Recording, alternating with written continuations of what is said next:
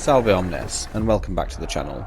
You've seen the video title and thumbnail, and yes, this is going to be a guide for the game mode Breach. Now, while it's very likely that most people watching know how this mode works, I feel there needs to be a guide for it, as it's very easy to lose if you don't understand the mechanics of the game, and believe me, there are many who don't. This guide is for newer players and experienced players alike. I've seen many players rep 300 plus get wrecked because they didn't play the objective. Breach is an asymmetrical game mode, meaning that both teams have different ways of winning. Breach is typically a longer game mode when played correctly and is objective focused.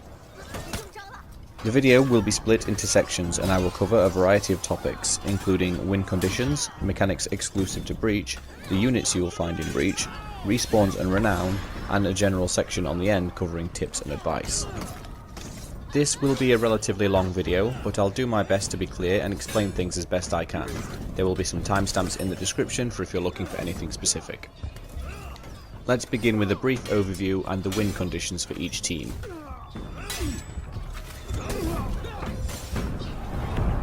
When playing as an attacker in Breach, your primary objective is to escort the ram to the outer gate and knock it down. Your optional objective is to capture the ramparts to provide archery support while you escort the ram. Once the ram has knocked down the outer gate, the second phase of Breach will begin. The objective again is to escort the ram to the inner gate and destroy it in order to gain access to the commander's lair. The second phase largely mirrors the first, with some exceptions that I will cover later. Once you have breached the inner gate, your new objective will be to kill the commander. This is the only way in which the attacking team can claim victory in Breach.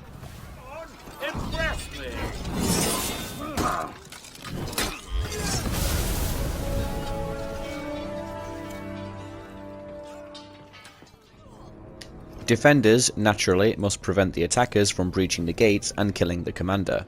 As such, there are 3 win conditions for the defending team. The first is depleting the attacking team's respawn tickets. Once they have no tickets left, the team will break. Killing all of the attacking team players will claim victory for the defenders. This condition can be met in all 3 phases of Breach, meaning defenders can potentially have a phase 1 victory.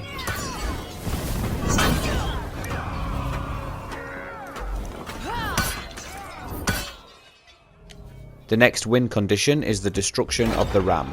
If the ram is destroyed in phase 1 or 2, the defenders will win the game regardless of how many tickets remain. Finally, if time runs out, the defenders will win. This will disregard how many attacking tickets remain and how much HP the commander has left. The game will begin with the attacking side having 24 respawn tickets. Each time an attacking player respawns, a ticket is consumed. Players can be revived without consuming a ticket, but only if they were not executed. As stated already, once the last ticket has been used, the team will start breaking. After breaching the outer gate, attackers are granted 16 additional tickets, and after breaching the inner gate, they are awarded an additional 4. Defenders, on the other hand, use no such system and have an infinite number of respawns. It should go without saying, but if you're attacking, it is in your best interest to prioritize reviving fallen teammates wherever possible. The ram is the only means for the attackers to damage the outer and inner gates, so understanding how it works is paramount to winning Breach. The ram has 9,000 HP total and has 3 movement states. This symbol shows the ram is moving normally and will occur when both attackers and defenders have any units present near the ram, or only attacking pikemen or only attacking heroes are present. Enhanced movement occurs when both attacking heroes and pikemen accompany the ram, but there are no other enemy units nearby. There only needs to be 1 hero with the ram to achieve the speed increase. Finally, if there are no units nearby belonging to the attacking team, the ram will completely stop. This means that whatever team you are playing, having at least one of your teammates near the ram will benefit you. As playing as the attackers, you will want to breach the gate quickly to save tickets, and defenders will wish to stop the ram in order to damage it. Once the ram has reached the gate, it will dock. The 3 movement states shown earlier apply to the ram here too, but will affect the ram's charge time. At normal speed, the ram will take 55 seconds to fully charge a hit against the gate. At enhanced speed, this process will only take 15 seconds. and if the ram is stopped, it will cease charging completely. However, any previous charge will be stored and will continue from whatever point it was left off when the attackers approach again. By default, the ram needs to hit the gate 3 times to breach. The ram can be damaged by enemy pikemen, the ballista, players' AoE feats, and the Cauldron. Both the inner and outer gates behave the same way. There is a rampart above the gates that has a shrine for the shield banner and the Cauldron. By default, the gate takes 3 hits from the ram to destroy and cannot be damaged by any other means. The Cauldron that sits atop the gate can be activated by holding down whichever button you have set for interactions. It deals 900 damage to the ram and will kill any attacker pikeman in its AoE radius. The Cauldron has a loud audio cue when being used, so keep an ear open for it as it's important information regardless of what team you're on. For a short time after it has been used, the Cauldron will go into cooldown and you must wait to use it again. The ramparts or side lanes spawn archers for whichever team controls them. The archers then attack enemy pikemen near the ram. Whilst not necessary for either team to win, they provide a significant advantage to whomever does control them. The ramparts will all start under the control of the defenders. There are 3 ramparts in Phase 1, 4 in Phase 2, and 1 in Phase 3. Ramparts 3 and 7 do not spawn archers, but these are the ones directly above the gate and house the Cauldron. To capture a rampart, it behaves like any zone in Dominion. Eliminate all enemies and stand inside the zone. Once captured, they can be reclaimed until the attackers fortify them. When you enter a rampart with enemies inside, you will see the contested message in the top right. Clear them out to capture. If attackers hold the ramparts uncontested for long enough, then the rampart is fortified. This means it is impossible for the defenders to reclaim it.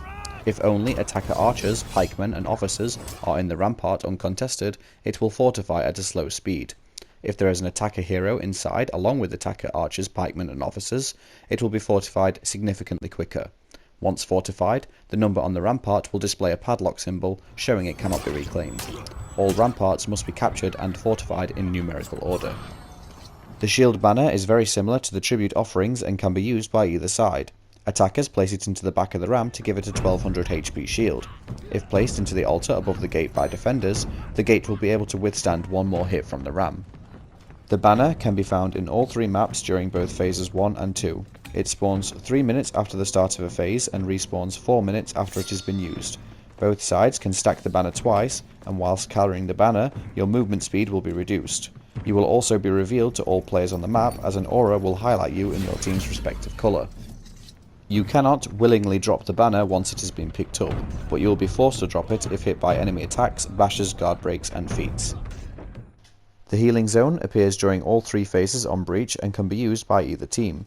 It takes 3 seconds to capture a healing zone, and whilst inside, you will recover 10 HP per second. If both teams are inside at the same time, it is considered contested and nobody can be healed.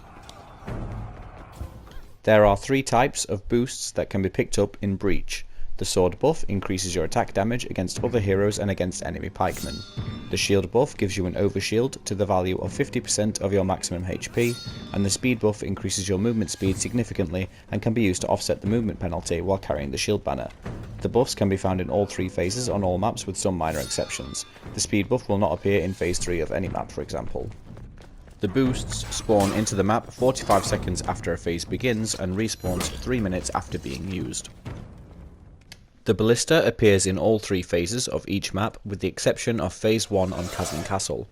It can be used by either team and can be used to damage the ram, attack other players, attack the commander and kill pikemen. You cannot see your radar when using the Ballista, so you are vulnerable to attack. To make things worse, you take double damage when you are attacked on the Ballista. Archers will only ever appear on the ramparts and will attack enemy pikemen, and if captured by the attackers in phase 3, they will attack the commander too. Pikemen appear on the ramparts and also on the ground near the ram. They will either escort or attack depending on what team they're on. They can attack players for 10 damage per strike, and their attacks can be blocked. They have around 46 HP and will attack other pikemen first and then the ram, and finally players last. Officers have 120 HP and appear on the ramparts. They also have an attack priority. They will target other officers first, then pikemen and players last. They can be executed, and any feat or perk that activates on a kill, such as Bloodlust or Bounty Hunter, will work on officers too. The Commander is the ultimate goal of the attackers. He will spawn at the start of Phase 3. The Commander has 950 HP and can use the Pugno Mortis and Fire Flask feats. He has mainly unblockable attacks with Hyper Armor. The Commander, when surrounded, will perform a zone attack akin to Highlander, but with the unblockable and Hyper Armor properties. The other noteworthy attack is a lunging overhead heavy that knocks players down, dealing 60 damage. Be ready for this, as the range on this attack is ridiculously long. The Commander is capable of getting revenge and can be healed by players' AoE healing feats such as Stalwart Banner. The Guardian is an NPC fighter in Breach that does not belong to either team. He can be fought and defeated by either side, and when defeated grants the Slayer all 3 of the boosts mentioned earlier in the video. If the Slayer's teammates are nearby, they will receive the buffs as well. Only the killing blow decides who will get the buffs though. The Guardian has mainly unblockable attacks with Hyper Armor and can use the Pugno Mortis and Fire Flask feats as well as get revenge. The Guardian has 600 HP total and spawns only during Phase 2 on all maps. He spawns within the first 2 minutes after Phase 2 begins. If left alone, any HP the Guardian lost will be restored and he will not leave the chamber he is in.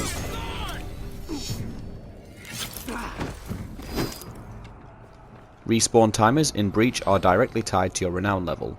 There is no execution penalty to respawning like in Dominion. In other words, the higher your Renown, the longer it takes for you to respawn. If you have no feats unlocked, aka you are Renown level 0, you can respawn in 15 seconds. At level 1, the timer is 20 seconds, at level 2, it takes 24 seconds to respawn, 27 seconds at level 3, and finally at max Renown it takes 30 seconds to respawn. Renown is awarded to players after certain actions are performed or objectives are met. After reaching certain Renown thresholds, you level up and unlock a feat. Renown is awarded as follows. Kill an opposing hero to get 48 Renown, assist in the kill for 24. Killing officers gives you 24 Renown and assists give you 12. Killing archers are worth 9 each and pikemen worth 12. Killing the Guardian gives you 480 Renown and an assist is worth 300. Reviving a player is worth 20 Renown, same as capturing a rampart and fortifying a rampart. Defending a rampart on the defending team is worth 16 Renown.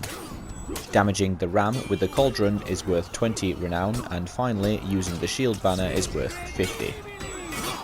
I hope this really sells the importance of playing objectives. Unlocking your feats as early as possible can help swing a match in your favour. To put it simply, you need 1200 Renown to unlock all your feats. This is the equivalent to 100 pikemen slain. One way of getting feats, but it shows that you are better served controlling the map instead of running headlong into ganks in order to unlock your feats. Finally, to close the video out, I'm going to go over a few helpful tips to help you get started in Breach and to play more effectively. When the game starts, focus your attention on the first rampart. Attackers gain an early lead if they take it, and if defenders can successfully ward off the attackers, they can clear away some tickets. Keep an eye on the clock during the first phase. 3 minutes in, or 27 minutes on the timer, the shield banner spawns. Either go grab it or use the quick chat to tell your teammates. Pay attention to and use the quick chat. Tell your teammates to defend or attack the rampart, or to defend or attack the ram. Tell them to use the Cauldron when the ram is docked. The message, attack the ram, means kill the players and pikemen around it. There's a separate chat option for the Cauldron. Speaking of which, the Cauldron makes a lot of noise when being used. Act accordingly. Speed up the ram and try to prevent further Cauldron uses if you're attacking. Despite the high Renown gain from the Guardian, if you're fighting him alone, you're not helping your team at all. If you're playing the objectives and controlling the map, you won't even need the Renown boost. Feel free to ignore the command go to the Guardian. He's optional for a reason. You should really only try to usurp a kill from the enemy or fight him when you're winning by a landslide. Attackers, capture the ramparts. Yes, it's important, so it's here twice. Don't forget the one during Phase 3. Speaking of Phase 3, regroup whenever possible. Don't rush in one at a time. You're easy fodder for defenders. Revive whenever possible. Down players give your allies a chance to revive you. Not only can you bypass the respawn timer, it increases their Renown and saves on tickets. Don't camp the Ballista. Its main use is to draw attention. Use it to split up ganks or get your enemies away from key objectives.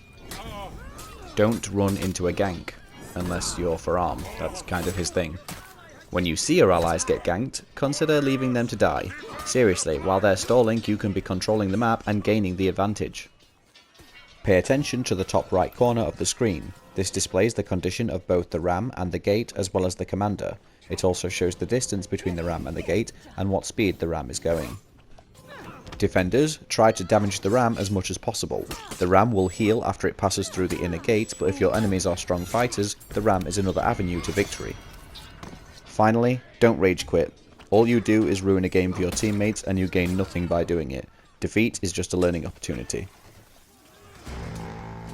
And that's pretty much everything there is to know about Breach. Thank you all so much for watching the video to the very end, and I really hope this helps more people enjoy this game mode. I want to thank each and every one of you who has shown this channel support with all the views and comments etc. Somehow we've managed to hit 1,000 subscribers. I honestly cannot believe it, and I am incredibly humbled to be part of this community and to have found a place within it. Rest assured though, the hero guides will be coming back very soon. I try to make videos as often as possible, but life often has other things in store. With all that out of the way, go out there and play some Breach. Thank you all again for watching. If you found this guide helpful, then please leave it a like and consider supporting the channel by subscribing. Feel free to comment down below if you have any questions. I will see you all in the next video. Ciao for now.